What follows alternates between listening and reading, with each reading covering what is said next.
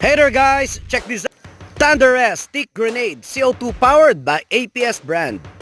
See how can we quickly set this one up? Remember guys, right before you insert the CO2 into the main core, make sure to pull down first the string for the hammer set. It would be a lot easier for you to use this product if you follow the instructions in this video. A really nice to have product for your game. Secure it like so and you're good to go. Now we're almost there guys. Just cover it up like so. Final touches with the shell. Here we go.